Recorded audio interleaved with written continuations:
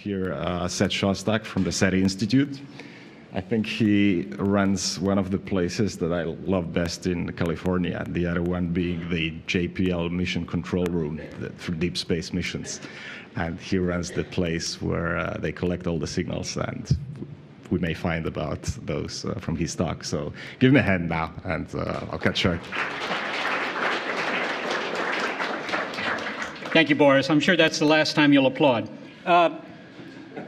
By the way, I don't want you to think that the fact that my laptop does not interface with your system means anything with regard to the kind of signal processing that we might have to do to find aliens. I mean, there's no reflection on that. The other thing I might say is that I do not run the SETI Institute, although I would like to think that I did, but I am not the boss there. I am merely one of the worker bees. I'm an astronomer. Anyhow, what I'm going to talk to you guys about today, and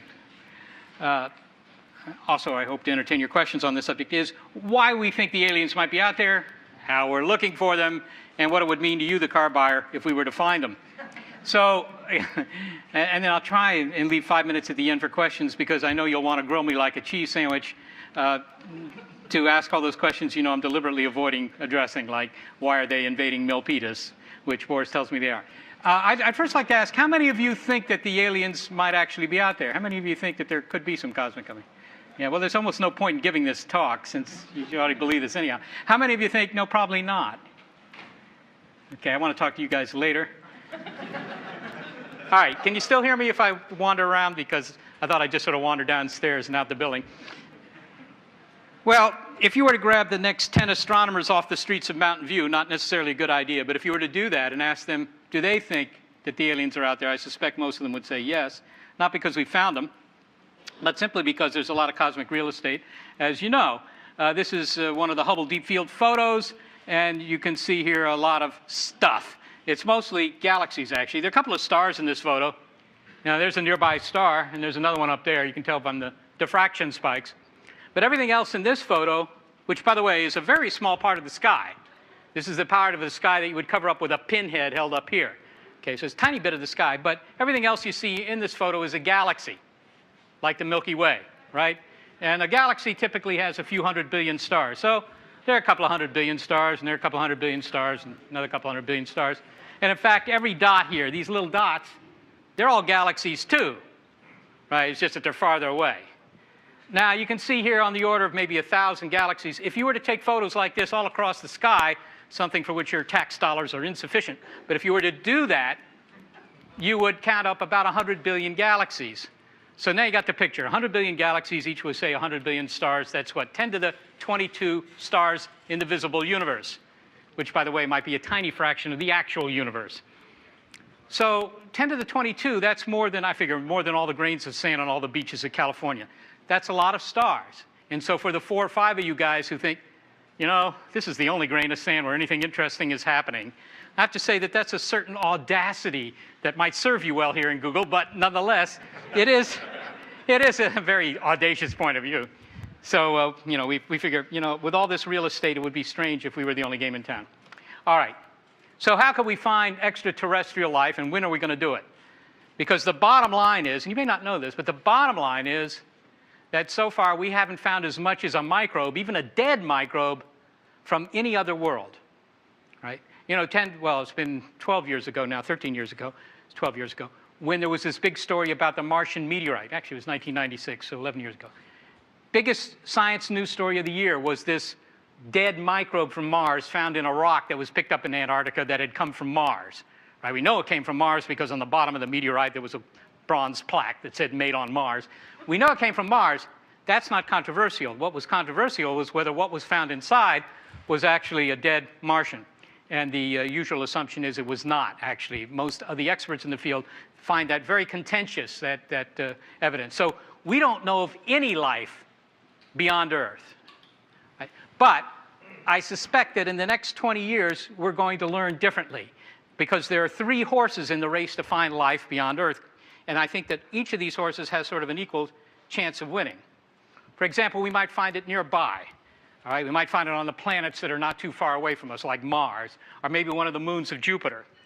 We might sniff it out.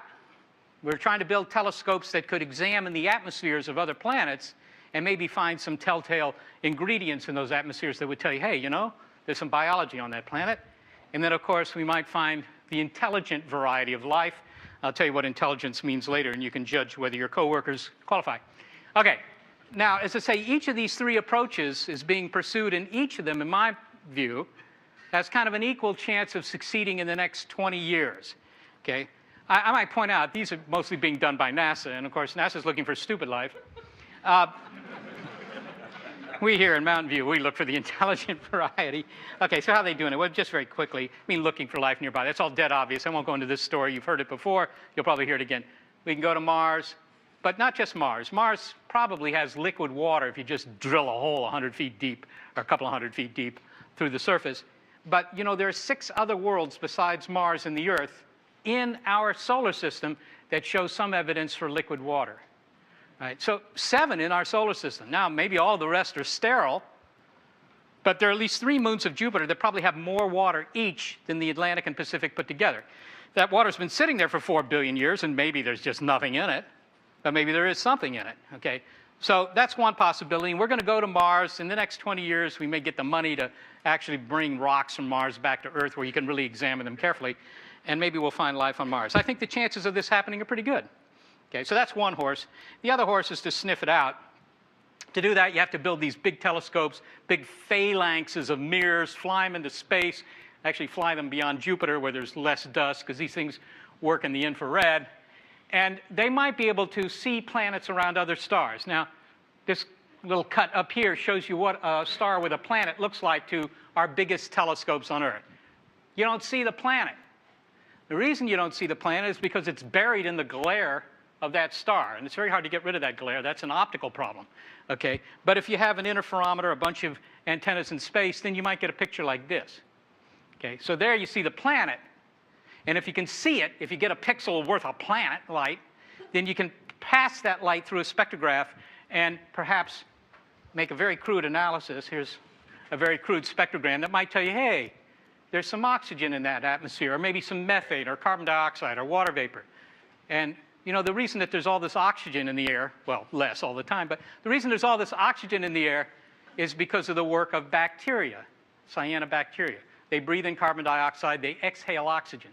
That's where it all came from, okay? So if you were to find oxygen in somebody's atmosphere, you'd say, hey, you know, they at least have bacteria. Might not really be a party planet, but there's life there, okay? All right, timescale for doing this, well, there's some dates up there, but you can forget all those because the current NASA administrators put everything on hold for lack of money. Yeah?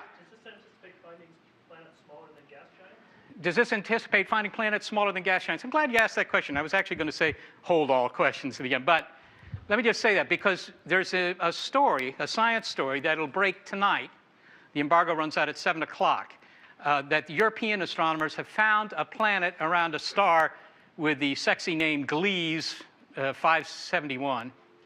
Is that it? It was 851. I can remember 581, I think. Gliese 581. You can find this on the web already because, of course, in Southeast Asia, they haven't been listening to the embargo. But in any case, this planet is around a dwarf star. It's very close to the star, but the star, on the other hand, is fairly dim. So the average temperatures on this planet are about the same as you would find in Fremont, which is considered suitable for life, okay?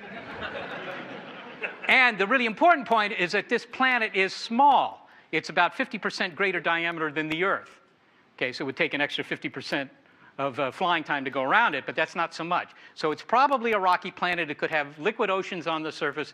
This is the best candidate for life we've found beyond Earth. It's suggesting that planets the same size as Earth might be very common. In fact, if you're interested in this, I'm going to be talking about it on the radio tonight. If any of you listen to Coast to Coast AM from 10 o'clock tonight on White Sheet Radio. Okay, that's scheme number 2.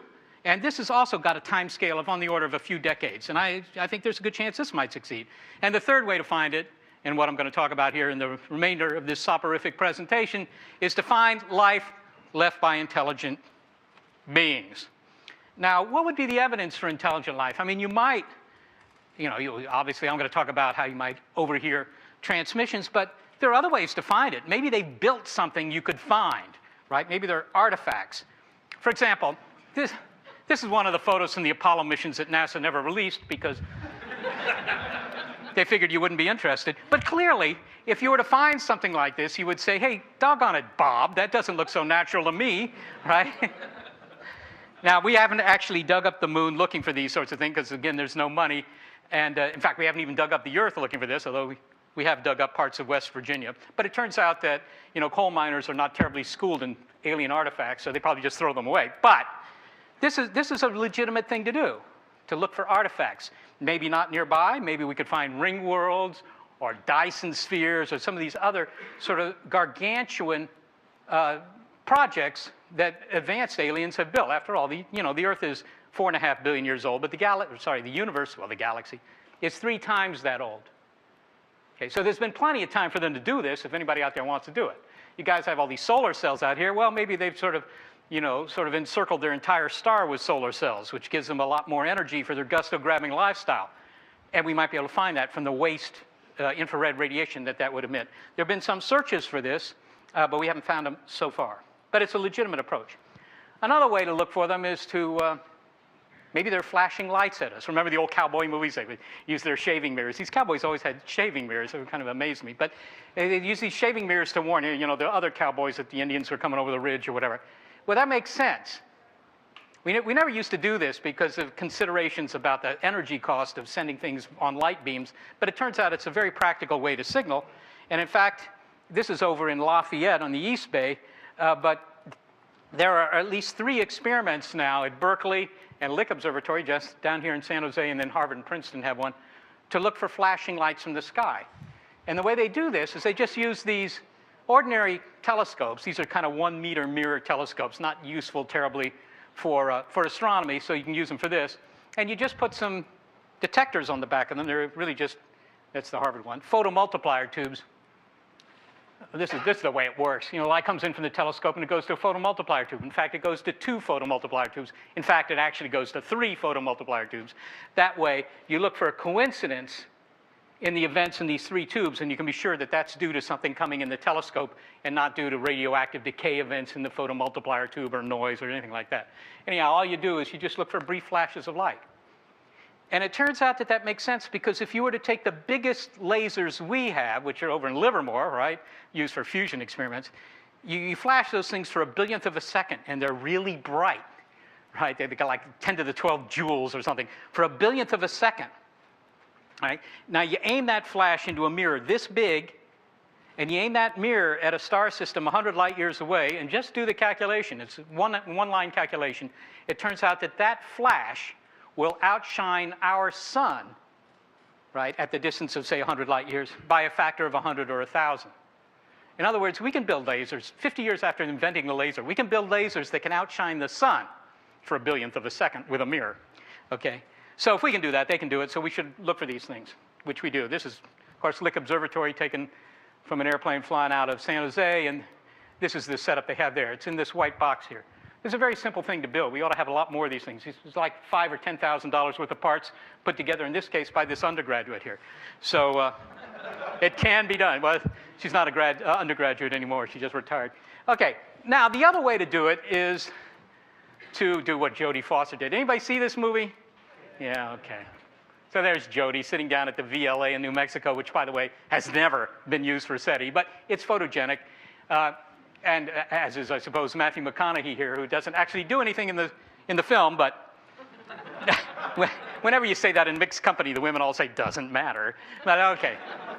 Anyhow, this is all based on the SETI Institute's work. This is a Mountain View story, in fact. In fact, we were even consultants for the film, which leads to lots of good stories I'll tell you over a beer sometime. This is one of the antennas that was used in contact. This is just the crenellated topography of lovely Puerto Rico here. And you see this thing here. That's the Arecibo telescope down in Puerto Rico. Anybody been to this thing? Nobody? Next time you go to San Juan, next time Google sends you to San Juan for reasons that are obscure, make sure you rent a car. It takes 1 hour and 15 minutes to drive up to this thing and take a look at it. This is what it looks like from the ground. It's 1,000 feet across, which makes it the world's biggest antenna. In fact, I figure it'll hold about 4 billion scoops of Baskin-Robbins, but not a good idea in the tropics. This thing can see about 1/3 of the sky because the Earth rotates and the receiver can be moved around a little bit. And this is just one more example where bigger really is better because it's very, very sensitive. The only trouble with using this telescope to try and find ET is that this telescope is in heavy demand. by people studying galaxies, quasars, and things, not quasars, galaxies and pulsars mostly. Okay, so we've used that, but we'd have to build special receivers. Now, here are some of the receivers we use, because we don't know exactly where on the dial ET might be broadcasting, right? We never got an email, hey, I'll be at 1547 megahertz on the dial. You don't know. So we have to cover as much of the dial as we can. So we got these PC-based receivers. Each one of these has 2 million channels, each about 1 hertz wide. So that 2, 4, 6, that's 8 million channels. We got lots of these boxes. These are a couple of our engineers, and as you can see, they're proud and happy about having designed these things. Now, how do you know? I mean, all right, so you turn all this equipment, you point it at a nearby star. How do you know if you've heard anything? Well, that was easy enough for Jodie Foster. Right? She put on a pair of earphones. She sat on the hood of her car for about 20 seconds, and then she heard something that sounded like somebody shoved a grand piano out of a 10-story window. Well, it doesn't happen like this, of course. In fact, we told Warner Brothers, they said, this is wrong. As if that was news to them. This is wrong because we're monitoring 56 million channels at once. So you have to put 28 million pairs of earphones on Jodie. And they demurred. They said, look, we're not going to do it. It'll crowd the shot. Mess up her coffee. So they didn't do that. This is what it really looks like, of course. This was down in Puerto Rico. And there are just a couple of workstations here, right? And they're listening to all, in this case, 56 million channels once a second. Okay? And they don't get tired. They don't go for coffee breaks. And in fact, that carbon-based life form sitting there wouldn't actually even have to sit there if all this were reliable. It's not reliable, unfortunately. It's a one-off system. So you occasionally have to reboot it or fix things or whatever. But most of the time, you're just sitting there taking self-portraits, as this photo here. Okay, so that's how it really works. Now, what are we looking for? People think, yeah, okay, so you're looking for the value of pi or maybe the Fibonacci series, if you're a Dan Brown fan or whatever. Well, that would be very disappointing. I mean, I learned the value of pi in the 7th grade. If you finally hear the aliens and they tell you something you learned in the 7th grade, that we don't care what the message is. In fact, we don't even have the capability in most instances to find the message. We're looking for narrowband components in the signal, what the radio amateurs here would call carrier waves. And in fact, this is just a picture I took off the screen in Puerto Rico, and you can see these narrowband signals right here. Those are the marks of a transmitter. Nature does not make signals like that. Okay, so it looks pretty good. They're the Klingons and whatever. But they're not. Those are all, yes, they're all transmitters, but they're all terrestrial transmitters. Right? They're mostly communications satellites wheeling overhead or the radar down at the local air base or whatever. Okay, and you have to get rid of all that stuff. It's very, very difficult. Okay, that's a big problem. Okay, just for those who care about the numbers, let me just show you how much of the sky we've actually looked at. Occasionally you'll read in the popular literature, well, these SETI guys, they've been busy at this for a long time, and they still haven't found anything. And maybe Shostak, well, they never named me, but one of my colleagues, I'll spare them the embarrassment, ought to throw in the proverbial bath linen because, after all, they've been doing this so long and they still haven't found anything. But the answer is we've actually barely scratched the surface. The number of star systems we've looked at carefully is like 750, right, out of a galaxy of a couple of hundred billion stars. Right? So it's very, very early days to get discouraged, except that you might say, but it's taken you decades just to do 750 stars. Isn't this going to be too long a project for you? It'll take a few millennia at that rate. And that's true, but I'll get back to that. Now, there are a lot of ways we could improve this search, of course. I like to consider the problem from ET's point of view. Here's a photo of the galaxy made by a space probe that you never heard about. And it could be that ET's just trying to get in touch with us because they know we're here and they find something interesting about us. Right? Although if you listen to late night radio, they'll tell you the aliens haven't gotten in touch because we're ruining the environment and all these sorts of things, as if they care, right? I mean, it's sort of like saying that E.O. Wilson isn't going to study ants because they get into wars with other ants. I mean, it doesn't make any sense. But they could be responding because they know we're here. But the trouble is, these are the people that know we're here, right? That pixel there. Nobody knows we're here. Right? We've been broadcasting into space for what, 50, 60 years? Right, so those early episodes of I Love Lucy or Kukla, Fran, and Ollie or whatever, they're about 60 light years out. Okay. Now, within 60 light years, you can work this out. Within 60 light years, there may be a few thousand stars, no more. And so the chances that there's an ET, that there's an advanced society within the nearest couple of thousand stars, I think are pretty slim.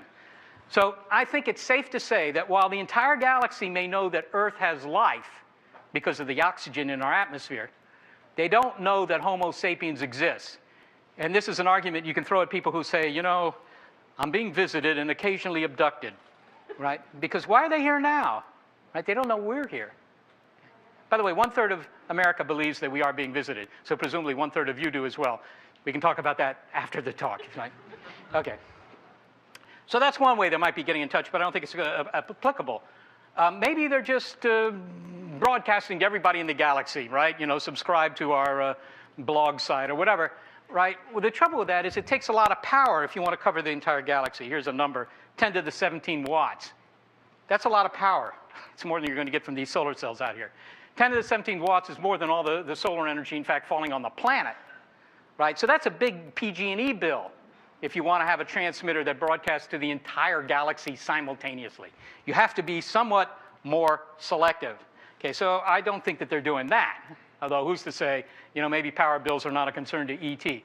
The other possibility is that they're doing what I talked about earlier in this presentation. Namely, they have found planets that are known to have life by sniffing their atmospheres. And maybe they've got long, long lists of these worlds. I mean, who's to say, but they might. If they do, then they're going to target those guys. And maybe their scheme would be this. They would say, look, I'll just send each one of these planets that I know has life, I'll send them a 1-second ping maybe every 2 days. Right? Maybe they got 500,000 or 1 million of these things. So they just ping each one of these sequentially with a little mirror and a PC. Right? And if you saw that flash in the sky once every 2 days, you would say, you know, there's something special about that, Bill.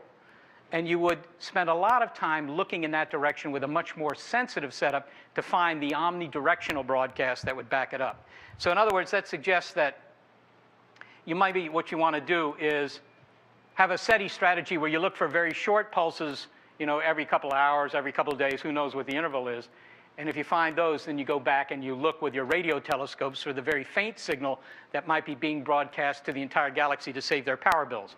We don't do this. I think it's a good strategy, but we haven't done it so far. The other possibilities, we might be able to synchronize our transmitting and our listening. This is just to give you an idea of the flavor of this. Suppose that dish up at the top, those are the Klingons, right? And at some point, maybe a supernova goes off in the galaxy. Bam! All right, so all the Klingon telescopes are looking at that supernova, of course. But then one of the Klingons gets kind of clever, and he thinks, well, you know, he waits a half a day till his planet is rotated 180 degrees, and then he broadcasts in the anti-supernova direction.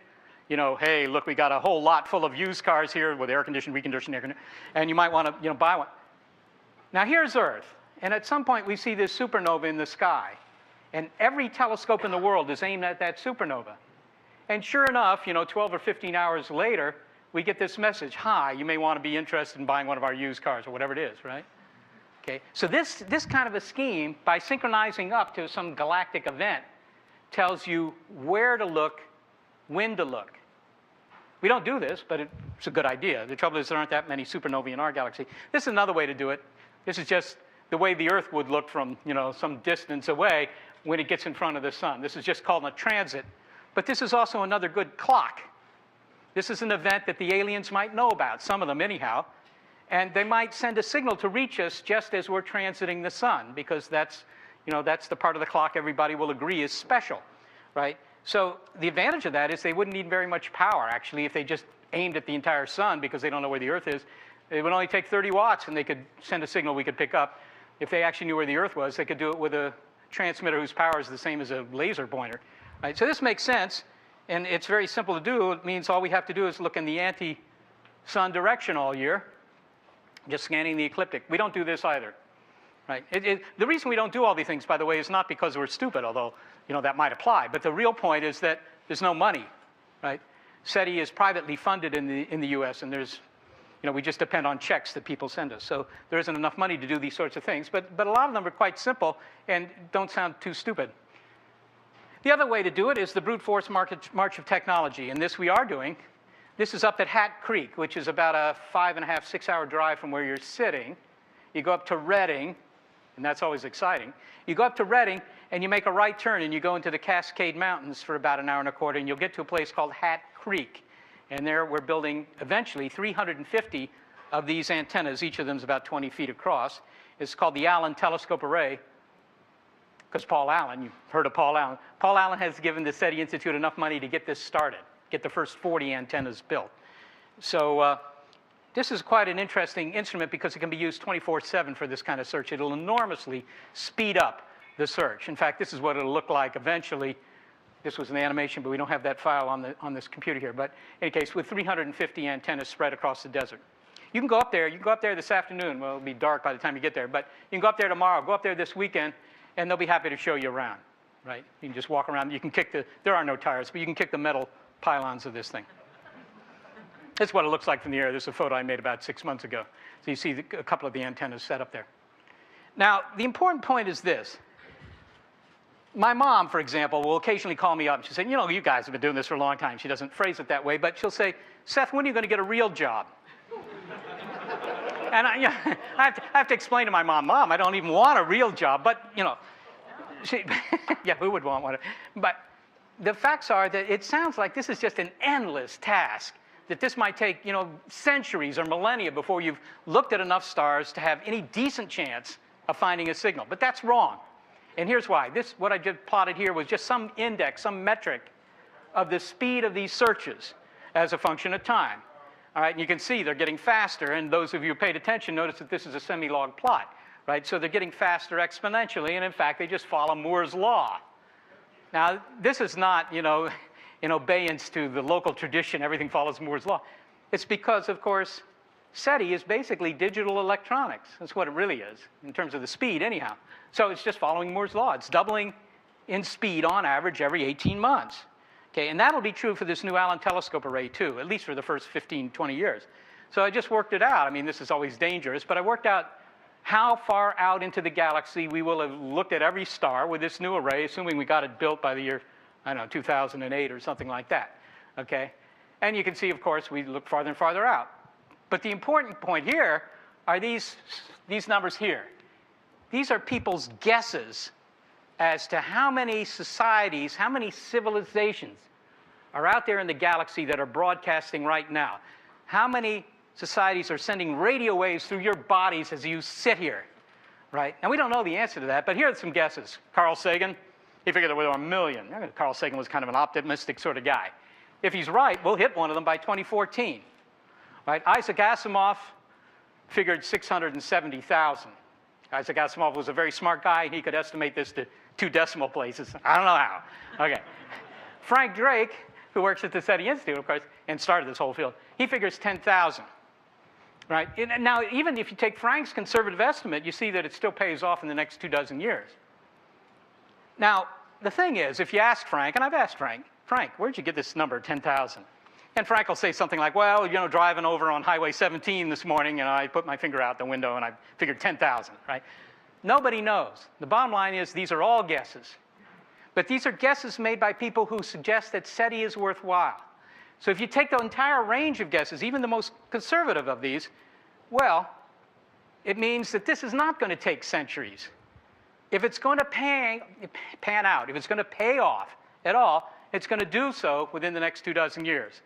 And that's why I'm always willing to bet anybody in the audience a cup of Starbucks, of course you get them free, but a cup of Starbucks that in the next 24 years we'll find ET. So either we find ET, which will give you something to talk about at your next cocktail party, or you get a cup of coffee. All right. Let me just very briefly, people always ask, what would ET be like? We don't know, of course, but fortunately Hollywood does.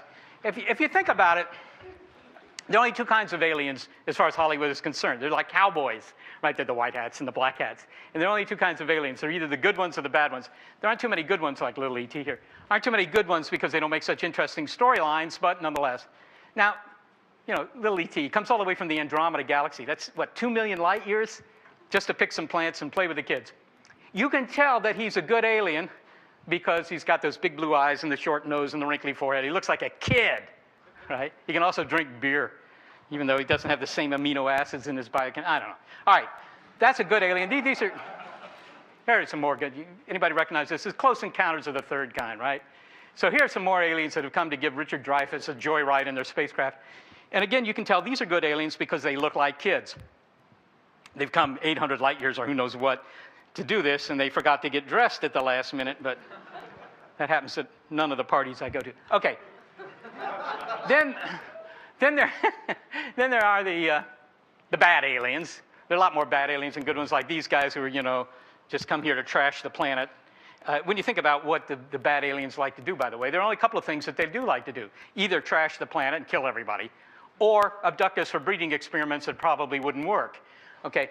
Now, when you think about it, those are exactly the things that you have been fearing now for 200,000 years at the hands of your fellow humans.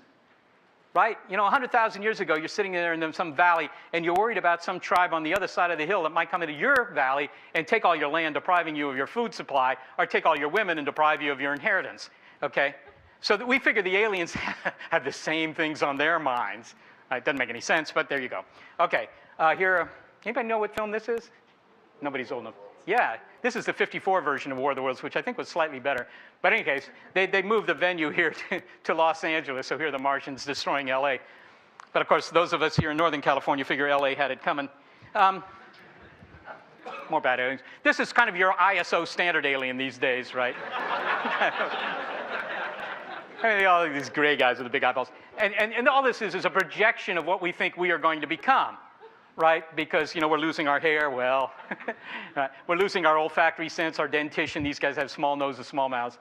But they do have big eyes, because in the future, all of us will be sitting around designing websites. So that's all that is. I mean, it doesn't mean the alien, you know, the aliens aren't going to look like, that's terribly anthropomorphic, actually. Oh, a message. Okay. Do I dare click it? No, I don't dare click it. Okay. What happened? I did click. Help. Is the owner of this computer still here, or did he go back to work? Anybody here know anything about computers, actually? Yeah, Windows. This is not your fault, I know. Let's try another one. Okay, that's great. Do you need a job? Okay.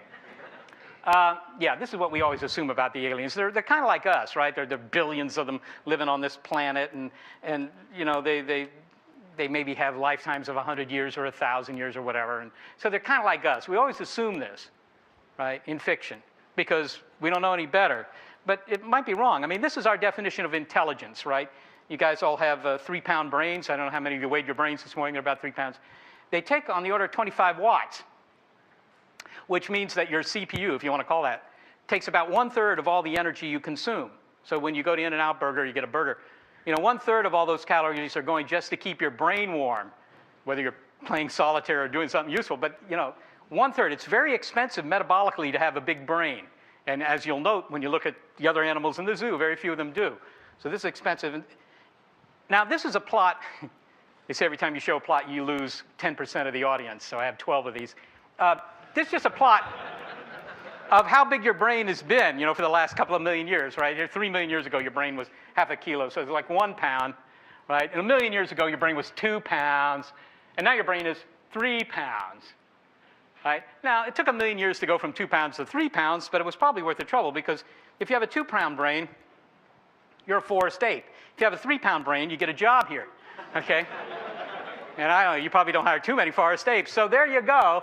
It's worth, and you might figure on those basis that doggone it, maybe E.T. has just gone up this curve a little bit farther, and maybe they have 5-pound brains or 10-pound brains. Maybe we will have 5-pound brains or 10-pound brains. Neanderthals did have slightly bigger brains, but they weren't 10 pounds. We probably won't go to 5-pound brains. I mean, women are having trouble giving birth to kids as big as they are now. They will go on strike. There's also the fact that your head gets, you know, as your head gets bigger, you need, you know, you've got a mechanical problem. Actually, you look around, I mean, how big all our necks are with just 3-pound brains. If you had a 5 or 10-pound brain, you know, you're sitting there in your car coming down 101, you turn your head to watch the guy who's passing you, and you'll twist your head off, which will be disconcerting to the people in the back seat. So maybe this is what happens. Maybe E.T. will just have big brains. It'll be a big brain version of us. But it seems that that's less likely than that we'll simply re-engineer our own biology. This has become kind of a common story these days, although it wasn't 5 or 10 years ago. And that is, we're only here to get the machines going, okay? because the fundamental point about the machines is that they evolve much more quickly. This is the kind of intelligence we have today, a whole bunch of neurons. This is what we're talking about in the future. Here you see, yes, Gary Kasparov having a bad day, right? You remember in 1997, he takes on IBM's Deep Blue, and he wins. But then the engineers at IBM go back, and I think they stripped the software down. The software actually got simpler, but they had more processing power. Came back with, I don't know what they called it, Deep Blue Special Edition or something, and Kasparov loses, right? Now, the funny thing about all this is not that a machine can beat Kasparov at chess. The funny thing is that Kasparov said at the time that it was as if the machine had a kind of alien intelligence. Right? It was just a game-playing machine. And yet, to him, it came across as something that was clever, which suggests that maybe you really could make a thinking machine. Now, this is Kasparov's chess rating as a function of time. You see it went up for a while. I don't know where this first point is. I think 3 months, or I don't know what he but you can see he got better at it for a while. But then he just sort of stopped getting really much better at it. I mean, it's incremental improvement, right? That's human intelligence. Well, this is Hans Moravec, Carnegie Mellon in Pittsburgh, and what he's plotted here, you've probably seen this plot. What he's plotted here is the amount of compute power you can buy per $1,000 as a function of time. So from 1900 on, you notice this is exponential. This plot runs out at about 1997. In 1997, $1,000 buys you the compute power of a spider. Okay, if you're an arachnophile, that may interest you. If you just extrapolate to 2007, clearly $1,000 will buy you the compute power of a lizard, which, I don't know, might be marginally more interesting. But the real point is this. By 2020, your desktop computer will have the compute power of you, right? And a lot more memory. So at that point, I don't know what happens. I, for one, intend to just turn the keyboard around. You type, whatever. So obviously, it doesn't mean that they will be smart. We know that because, I mean, you need the right software. And you could say, we will never be able to make a machine that can actually think. A machine that could, teach English literature at Stanford or write the great American novel or do physics or things like that. We assume that's true. And yet, if you ask these people, could you make an artificial kidney? Yeah. Could you make an artificial heart? Yeah. What about an artificial one of those things that fits between your ears? No. See, I think that that's whistling in the dark. You may not. The jury's out on this. But if you can do it, the point is that the improvement curve is one of these Moore's Law kinds of curves. The time scale for improving machine intelligence is extraordinarily short. And within one human lifetime, you have one machine that's better than all the humans put together. Okay? So my point is only this, that the real ET may not be a little soft, squishy gray guy or soft and squishy at all. There's so many advantages to machine intelligence that I think you can rule this out. I don't think that's what you're likely to hear. I think it's far more likely that you're going to hear something quite different, and that it's machine intelligence that is really what rules the universe, and biological intelligence is just a very short step to get it going. This may sound a bit discouraging to you, and if it does, I recommend you adopt a hedonistic lifestyle and enjoy it now. I'm sure many of you already have. Okay, well, finally, suppose we hear something. What happens? Now, most people, you meet them in the bars of Mountain View, not that there are any, but if you were to do that, and, they'll ask you, so if you guys find a signal, what happens? They already know the answer to that. Some guys from inside the Beltway will come to Mountain View and shut us down, right? Why? Because you couldn't handle the news. Now, this is bizarre because 1/3 of you believe that the aliens are already here, buzzing the countryside and occasionally abducting your sister for experiments that are inappropriate on a first date, okay? And yet you're not rioting in the streets about that. So if you picked up the Merck News tomorrow and it said, scientists find a signal coming from a nearby star system, would you say, well, that's it, Marge. I'm not going to work today. I'm just going to riot in the streets? You might. But I doubt it. I doubt you do that. What actually happens is that there's always this bottle of champagne in the fridge at the observatory. I have to say, every time we go to the observatory, it's a different bottle of champagne. So it's I've noticed that, but yeah. This is actually a picture I made now 10 years ago. This was in the summer of 1997. This is when we were over, on Landings Drive, just across the street from you. We used to be neighbors here. Occasionally would come over for lunch, but then you were called Silicon Graphics, right? But yeah, this is our building over there in Landings Drive, and we had picked up a signal that for 16 hours looked like the real deal. This picture was made at 3 in the morning. You can see people just sitting around, but nobody would leave. Everybody was glued to the monitors waiting for this star system to rise. We thought we'd found it. And I was very nervous. I could not sit down. I was going around taking pictures. I could not sit down because I thought, this is going to ruin my whole week. Okay. Now, the interesting thing was at 9 in the morning, nobody had called, by the way, from the government. No guys with narrow ties had showed up. Even the mayor of Mountain View, whom I knew personally at that time, didn't bother to call up. Nobody cared. Yeah, oh, you disappointed? Except Bill Broad, one of the science writers from the New York Times, did call at 9 o'clock, and he said, well, Seth, what about that signal you're following? My first thought was, how do you even know? But it didn't matter.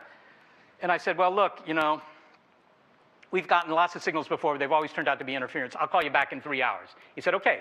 3 hours later, we figured out what this was. This is the SOHO research satellite, a European satellite. Once again, it's always the Europeans. This European satellite, and it was, you know, the signal from it was bouncing around the steelwork of the antenna and getting into our receivers. So false alarm, called the New York Times, and they said, okay, fine, that was it. But if this really happened, you see, it would take us a week to figure out whether it was real or not. And all that time, while the New York Times might be waiting for us to confirm it, the Weekly World News will not, right? So if we actually find ET, you will read about it first in the checkout line at Albertsons. That's my conclusion. I've already read it. You've already read it. Yes. Okay. Will we understand anything? You know, we were able to figure out the hieroglyphics, but these were written, as it turns out, contrary to what, again, you might hear at late night radio. These were actually written by humans. They were called Egyptians. Okay. And in fact, this is not such a dead language. There's still people who could speak this in AD 400 or so. Figuring this out took Champollion about, what, 30 years or something. But he had the, even less, actually. But he had the advantage of, you know, for example, the Rosetta Stone. That helped. We won't have any of that. So I think that the bottom line is that we might figure out what they're saying if they're making it easy for us. But I think that the chances of ever understanding what's being transmitted to us are rather slim. I think it would be like giving the output of one of your computer modems to a Neanderthal. Right? The Neanderthals weren't that stupid. The gentleman already pointed out. But they will never get it. They don't have the context to ever get it. Right? And I think that that'll be the case. We will get all these bits. Everybody will download them onto their hard drives. People will try to be like Champollion and figure them out. And after 300 years of trying and failing, maybe they'll start worshiping these bits. I mean, I don't know what's going to happen. And then you could say, well, okay, we got the message, but we never figured it out. Maybe you guys never should have bothered with this. Well, I don't know about that. This is the frontispiece of a book by Robert Hughes, actually. He was a New York Times art critic. But in any case, he wrote this book about Australia. And this is a woodcut from the early 19th century showing Captain Cook landing in Botany Bay down there in Australia. And the locals, as you can see, have a welcoming party. Happy to see him. Now, the point is that, as Hughes wrote, for 40,000 years, there had been a watch glass, a crystal of isolation sitting on top of Australia. And when Cook sailed into Botany Bay that morning in 1770, that watch crystal broke. That watch glass shattered, and there was no putting it back together. And what I'm trying to tell you here today is that I think in the next 24 years, you're going to see the watch glass of isolation that has sat on this planet for 4.5 billion years shatter as well.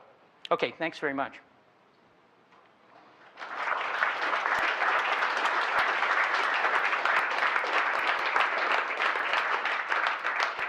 Okay, I know you guys are in the real world, so you have real work to do, but if you have a couple of quick questions, I'll be happy to answer them.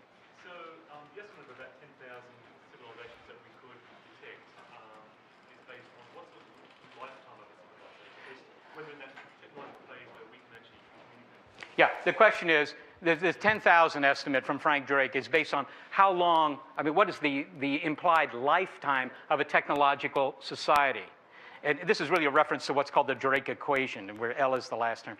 And Frank Drake just thinks that all those terms before L multiply to 1. In other words, he figures the average lifetime of a technological society is 10,000 years. So far, we've had maybe 50 or 100 years. So maybe this is good news. But it's a guess. Yeah. I read somewhere a while ago, early on in the SETI program, there were some candidate signals that were received but could never be explained to terrestrial sources. Yeah. Yeah, the question is, early on in the SETI program, there were lots of signals that were found, but never repeated. What happened to those? What were they?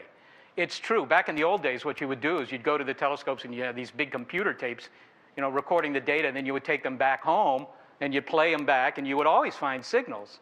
We pick up signals at the rate of 1 every few seconds. Okay, you'd find these signals, but you're no longer at the telescope. So you can't verify them until the next time you go back, and you never found them a second time. It could be you really had picked up ET, but ET went on summer vacation, right? When you went back, they weren't there. I mean, that could be. But that's not science. If you can't find the signal over and over again, it's not there. And I have to say that ever since we developed the capability to follow up on the signals within minutes, which is what we do now, there are no signals that go funny. There are no mysterious signals anymore. So I think those are probably all terrestrial interference. I think that's a fairly safe bet. One more? Yeah. So if there was another civilization about as noisy as us, how far away could it be we could still detect it? Yeah, how far away could we detect Earth with the kind of equipment that we use for SETI? Yeah, well, I mean, it's, you know, this equipment is not optimal, but even if you were at the distance of the nearest star, Alpha Centauri, you would have a hard time. With our equipment, you couldn't find anything except the military radars. You could find those. They're maybe not so interesting to listen to, but those you could find. You could find our TV signals if you built, you can work this number out, a couple of thousand acres of rooftop Yagis. You know, the neighbors would complain, but with that sort of thing, you could pick up the carriers from our TV. Yeah. Okay, oh, one last. Are you looking for sort of, so I guess the follow-up question is, what kind of signals, what's the scenario that they would be transmitting? Is this an accidental transmission by radar, or is it intentional? Yeah.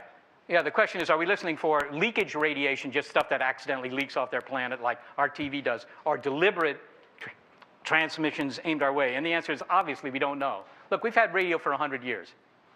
Right? If you'd asked Marconi 100 years ago, so what do you think your invention will be used for in the year 2007? I'm sure he would have had a lot of ideas, and they all would have been wrong.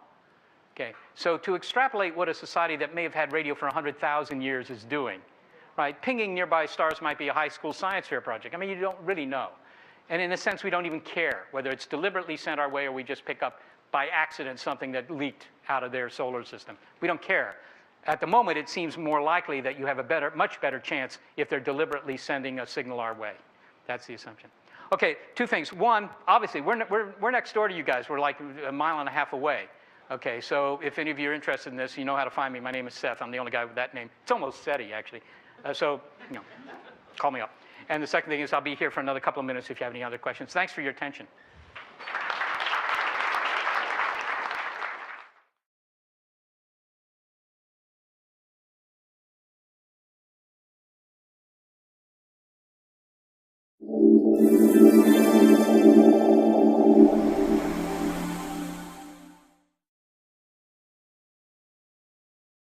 Be strange if we were the only game in town. All right. So how can we find extraterrestrial life, and when are we going to do it? Because the bottom line is, and you may not know this, but the bottom line is that so far we haven't found as much as a microbe, even a dead microbe, from any other world. Right? You know, it's been 12 years ago now, 13 years ago, it's 12 years ago, when there was this big story about the Martian meteorite. Actually, it was 1996, so 11 years ago. Biggest science news story of the year was this dead microbe from Mars found in a rock that was picked up in Antarctica that had come from Mars. Right? We know it came from Mars because on the bottom of the meteorite there was a bronze plaque that said made on Mars. We know it came from Mars.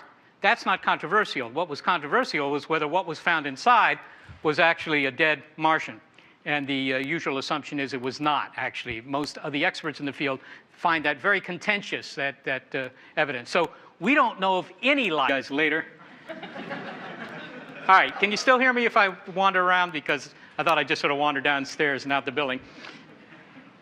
Well, if you were to grab the next 10 astronomers off the streets of Mountain View, not necessarily a good idea, but if you were to do that and ask them, do they think that the aliens are out there, I suspect most of them would say yes. Not because we found them, but simply because there's a lot of cosmic real estate. As you know, this is one of the Hubble Deep Field photos, and you can see here a lot of stuff. It's mostly galaxies, actually. There are a couple of stars in this photo. Now, there's a nearby star, and there's another one up there. You can tell from the diffraction spikes. But everything else in this photo, which, by the way, is a very small part of the sky. This is the part of the sky that you would cover up with a pinhead held up here. Okay, so it's a tiny bit of the sky. But everything else you see in this photo is a galaxy, like the Milky Way, right? And a galaxy typically has a few 100 billion stars. So there are a couple of 100 billion stars, and there are a couple of 100 billion stars, and another couple of 100 billion stars. And in fact, every dot here, these little dots, they're all galaxies too, right? It's just that they're farther away. Now, you can see here on the order of maybe 1,000 galaxies. If you were to take photos like this all across the sky, something for which your tax dollars are insufficient. But if you were to do that, you would count up about 100 billion galaxies. So now you got the picture. 100 billion galaxies, each with, say, 100 billion stars. That's what, 10 to the 22 stars in the visible universe, which, by the way, might be a tiny fraction of the actual universe. So 10 to the 22, that's more than, I figure, more than all the grains of sand on all the beaches of California. That's a lot of stars. And so for the 4 or 5 of you guys who think, you know, this is the only grain of sand where anything interesting is happening, I have to say that that's a certain audacity that might serve you well here in Google, but nonetheless, it is a very audacious point of view. So, you know, we figure, you know, with all this real estate, it does not interface with your system means anything with regard to the kind of signal processing that we might have to do to find aliens. I mean, there's no reflection on that. The other thing I might say is that I do not run the SETI Institute, although I would like to think that I did, but I am not the boss there. I am merely one of the worker bees. I'm an astronomer. Anyhow, what I'm going to talk to you guys about today, and also I hope to entertain your questions on this subject, is why we think the aliens might be out there, how we're looking for them, and what it would mean to you, the car buyer, if we were to find them. So, and then I'll try and leave 5 minutes at the end for questions, because I know you'll want to grill me like a cheese sandwich. To ask all those questions, you know, I'm deliberately avoiding addressing, like, why are they invading Milpitas, which Boris tells me they are. I'd first like to ask, how many of you think that the aliens might actually be out there? How many of you think that there could be some cosmic coming? Yeah, well, there's almost no point in giving this talk, since you already believe this anyhow. How many of you think, no, probably not? Okay, I want to talk to you guys.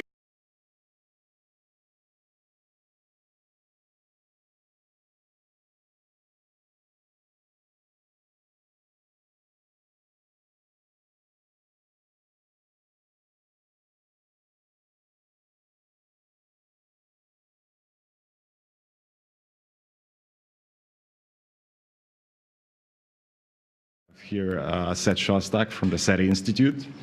I think he runs one of the places that I love best in California, the other one being the JPL Mission Control Room for deep space missions.